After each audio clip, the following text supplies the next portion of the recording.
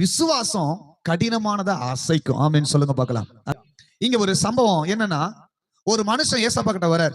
ஏசப்பா கிட்ட வந்து, ஆண்டவரே, என் மனுஷன் கொடிய வியாதினால பாடுபடுறான், கடினமான வியாதி.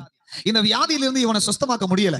இவனை கொண்டு போய் தீயில போடுது, தீயில கொண்டு போய் போடுது அந்த பிசாசு. சில பிசாசு என்ன பண்ணும், தற்கொலைக்கு சில நேரத்துல சில குடும்பத்துல தற்கொலை அடிக்கடி சின்ன பிரச்சனை வந்தாலும் செத்துடலாம் அப்படின்னு சொல்லுதா, மனசை போட்டு ஒரு மாதிரி குழப்புதா, தீயில கொண்டு போய் செத்துடலாம், தீயில என்ன மேல கொளுத்திக்கிட்டு செத்துடலாம், தூக்கு மாட்டி செத்துடலாம், தண்ணியில விழுந்து செத்துடலாம், இப்படி பல விதத்துல உங்களை குழப்புறானா இது பிசாசு. நல்லா புரிஞ்சுக்கணும், இது கொலை வெறியின் ஆவி, இது தற்கொலையின் ஆவி. இந்த ஆவிக்கு இடம் கொடுக்க கூடாது. பிரச்சனைகளை எதிர்த்து போராடக்கூடிய பலமுள்ள ஆவியை கர்த்தர் நம்ம கொடுத்திருக்கிறார். அல்லேலூயா. சூழ்நிலையை பார்த்து பயந்து போறது, குடும்பத்தை பார்த்து பயந்து போறது, எதிர்காலத்தை பார்த்து பயந்து போறது, கடன் அடைக்க முடியலன்னு பயந்து போறது, தற்கொலைக்கு நேரா இது எல்லாம் மறைமுகமா பிசாசானவன் செயல்படுகிறான். பிசாசனுடைய வேலை என்ன தெரியுமா, சரீரத்தை தற்கொலை பண்ண வச்சு நம்மளை இந்த வாழ்க்கையை நாசமாக்கி, தற்கொலை பண்றவங்க ஒரு நாளும் பரலோகத்துக்கு என்ன பண்ண முடியாது, போக முடியாது. கொலை செய்யறது, தற்கொலை பண்றதுனால ஒரு நாள் என்ன பண்ண முடியாது, பரலோக ராஜ்யத்துக்குள்ள போக முடியாது. உங்களை பரலோகத்துக்கு போக விடாம தடுக்கிற இந்த பொல்லாத ஆவியை இயேசுவின் நாமத்துல விலகி இந்த குடும்பத்தை விட்டு போ, இயேசுவின் நாமத்தினால. அல்லேலூயா. இந்த பாருங்க, இந்த வாலிப பையன், அது பாருங்க, பைபிள்ல போட்டு வாலிபன், வாலிப பையனை போட்டு அந்த ஆவி என்ன பண்ணுது, அலக்களிக்குது, கொண்டு போய் தீயில போடுது, கொண்டு போய் தண்ணியில போடுது. இவன் இந்த தகப்பன் என்ன பண்றாரு, தன் மகன் அழைச்சிட்டு கொண்டு போய் சீசர்கள்ட்ட கொண்டு போய் என்ன பண்றாரு, கொடுக்கிறாரு. எப்படியாவது என் மகனை குணப்படுத்துங்க. உங்களை தேடி சில குடும்பம் வரப்போகுது. ராமேன்னு சொல்லுங்க. அல்லேலூயா. சில குடும்பம் உங்களை தேடி வரும், என் பிள்ளைய காப்பாத்துங்க, குடும்பத்தை காப்பாத்துங்கன்னு சொல்லி சில குடும்பம் நம்மளை தேடி வரும். ஜெபம் பண்ணுங்க, தலையில கை வச்சு ஜெபம் பண்ணுங்கன்னு வரப்போகுது. ராமேன்னு சொல்லுங்க. அப்படி சீசர்கள்ட்ட போகுது.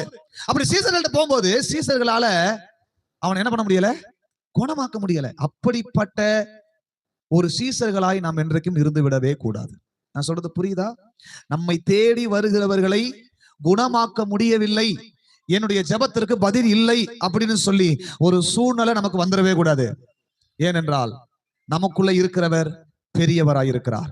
நமக்குள்ள இருக்கிறவர் வியாதிகளை சுஸ்தமாக்குகிறவர், நமக்குள்ள இருக்கிறவர் கண்ணீரை துடைக்கிறவர், நமக்குள்ள இருக்கிறவர் ஆறுதல் செய்கிறவர், நமக்குள்ள இருக்கிறவர் கடன் பிரச்சனையிலிருந்து விடுதலையாக்குகிறவர், நமக்குள்ள இருக்கிறவர் கொடிய வியாதியாக இருந்தாலும் அதை சுஸ்தமாக்குகிறவர். அப்ப நம்மை தேடி வருகிறவர்களை சுகமாக்க வேண்டிய மிகப்பெரிய பொறுப்பு நம்முடைய கையில் இருக்குது. இதை நம்ம விசுவாசிக்கணும். ஆமென். அல்லேலூயா. இப்ப சீசர்கள்ட்ட போனா அங்க குணமாக்க முடியல. இயேசு சொல்றாரு, அவனை என்னிடத்துல கொண்டு வாங்க. ஆமென்.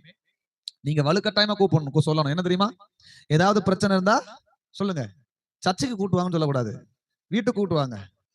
நான் ஜெபம் பண்றேன், சரியாயிடும். சரியானதுக்கு அப்புறம் ரெண்டு பேரும் சேர்ந்து எங்க போவோம், ஆண்டவருடைய சமூகத்துல போய் நன்றி சொல்லுவோம். ஏன்னா ஆண்டவராக இயேசு கிறிஸ்து குஷ்டரோகிகளை சுஸ்தமாக்குறாரு. சுஸ்தமாக்குன உடனே அனுப்பி விட்டுட்டாரு. அனுப்பி விட்டதுக்கு அப்புறம் 2 பேர் மட்டும் திரும்பி வர்றாங்க. 2 பேர் திரும்பி வரும்போது அவர் கேட்கிறாரு, ஏப்பா குணமாக்கி போனவங்க 10 பேர் தானே, மிச்சம் 8 பேருங்க அப்படிங்கிறாரு. அப்படின்னு என்ன அர்த்தம் சொல்லுங்க, அப்படின்னு என்ன அர்த்தம்? ஆண்டவர்கிட்ட அற்புதத்தை பெற்றுக்கிட்டதுக்கு அப்புறம் கடவுளுக்கு நன்றி சொல்வதற்கு ஆலயத்துக்கு வரணும். ஆமீன் சொல்லுங்க.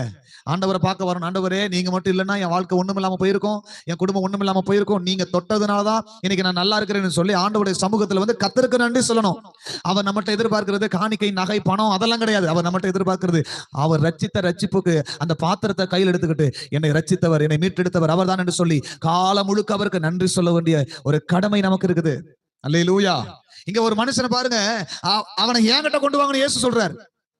கிட்ட வந்த உடனே அவர் என்ன பண்றாரு, அவன் மேல கை வச்சு அந்த ஆவியை அதட்டுகிறார். அவன் சுஸ்தமாகி விட்டான். அல்லேலூயா, அல்லேலூயா. இப்ப கேட்கிறாரு, இந்த சீசர்கள் தனித்து வந்து கேட்கிறாங்க, ஏன் ஆண்டவரே, என்னால ஏன் சுகமாக்க முடியல? என்னைக்காவது நம்முடைய ஜெபத்துல ஆண்டவர்கிட்ட கேட்டுக்கிறோமா, ஆண்டவரே, ஏன் உம்முடைய வல்லமை என் மூலமாக இந்த உலகத்திற்கு போகவில்லை? ஏன் நான் ஜெபித்த உடனே என் ஜெபத்திற்கு பதில் வரவில்லை?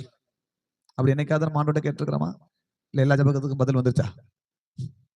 நம்மகிட்ட இருக்கிற பெரிய பிரச்சனை இதுதான். இந்த சீசர்கள் தாங்கிட்ட இந்த வீக்னஸ அவங்க என்ன பண்றாங்கன்னா, என்ன வீக்னஸ் அப்படின்னு சொல்லி ஏசப்பாட்ட கேட்டாங்க. நம்ம என்னைக்குமே நம்முடைய ஜெபத்துல ஒரு காரியத்தை ஆண்டவர்கிட்ட கேட்கணும். ஆண்டவரே, என்னுடைய வீக்னஸ் என்ன? எதனால என்னால இந்த ஜெபத்துல பேலன்ஸ் பண்ண முடியல? எதனால என்னால இந்த உபவாசத்துல உங்களுடைய ஒரு மனமா கலந்து கொள்ள முடியல? ஆண்டவரே, எதனால என் ஜெபத்துக்கு பதில் வர மாட்டேங்குது? எதனால என் பிள்ளைகள் ரட்சிக்கப்பட மாட்டேங்கிறாங்க? எதனால என் குடும்பம் இன்னும் ஆண்டவருக்குள்ள வர மாட்டேங்குது? அப்படின்னு சொல்லி ஆண்டவர்கிட்ட என்ன பண்ணணும், கேட்கணும். கேட்டோம்னா பதில் கிடைச்சிடும். ஒரு ஆமீன் சொல்லுங்க பார்க்கலாம். அல்லேலூயா. நீங்க கேட்டீங்கன்னா பதில் உண்டு. ஏன்னா இந்த சீசர்கள் தனித்து கூப்பிடுறாங்க. எல்லாத்தையும் வச்சு கேட்காம ஏசப்பாட்ட தனித்து சொல்லுங்க. எங்க போய் கேட்கணும்? தனித்து, தனிமையா இருக்கும்போது ஆண்டோட கேட்கணும். தனித்து கேட்க, ஆண்டவரே ஏன் ஏன் என் குடும்பத்துல இவ்வளவு வேதனை? ஏன் என் பிள்ளைகளுக்கு இவ்வளவு வேதனை? ஏன் ஆண்டவரே நான் ரொம்ப நாளா போராடுறேன், ரொம்ப நாளா ஜெபிக்கிறேன். இந்த சாத்ராக் மேஷாக் ஆபேத்நேகோ ஜெபம் பண்ண உடனே அங்க அற்புதம் நடந்துச்சே.